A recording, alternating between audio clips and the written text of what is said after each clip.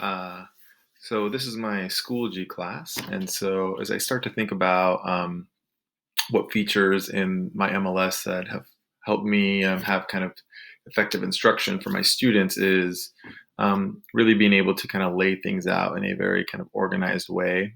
One of the things that I do is, which is different than the default, is all of my new content that I provide for every lesson is in a folder, and I post it at the top here because students are used to seeing. Like in their social media, the most current content, most relevant content out on top. And this system, typically when you add new content, loads it at the bottom. So typically every new lesson pops up on top.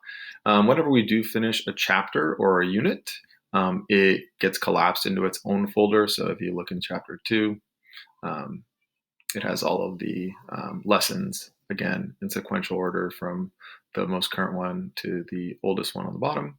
And this allows me to be able to keep things really pared down, so students are really only seeing what's relevant. So right now we're working in chapter 3, so they can see the lessons for chapter 3.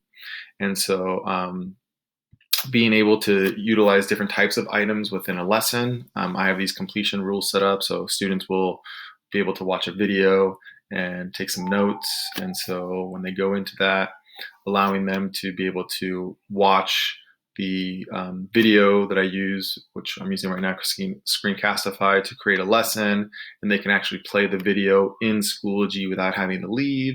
Allows them to pause, rewind, watch the video several times, and they can ask questions and get help while they're watching the video.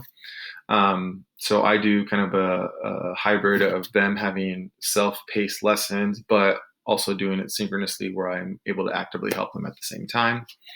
Um, then once students get to submit their notes for this video, just to kind of keep them accountable for actually watching the video. Then they move on to the homework.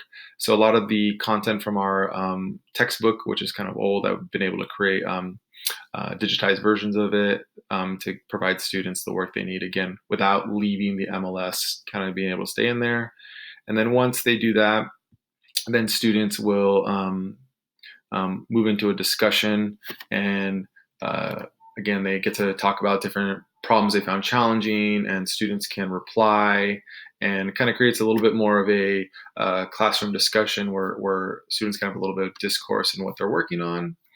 Every student is required to post about a problem and then reply to a problem, so it does get a little bit of back and forth, which is good for students to reflect on.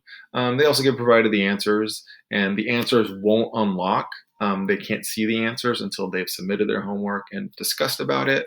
So that way it does kind of require them to make attempts, and then come back and reflect on their answers and see how they're doing. And again, more opportunities to ask questions and clarifications. And then the final component to a lesson, again, utilizing our MLS tools here, is the assessment piece. And it's typically a shorter quiz. It's typically anywhere from 3 to 5 questions long, and it really just boils down to the kind of essential skills from the lesson. It's automatically graded, so students can get immediate feedback on how they did. The other thing that I have it set up is that they can take it 3 times, and they'll get the best score. And again, it just elicits more.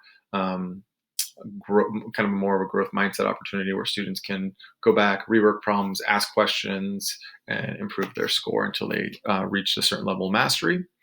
And then once students have completed all 5 of these items, right, they're required to make a submission of their notes, they're required to submit homework, they're required to post and reply to a discussion board, they're required to view their answers, and then they're required to take the quiz. And not only take a quiz, but they must score at least a 6 out of 10, so at least a 60%, at least getting a D on the quiz.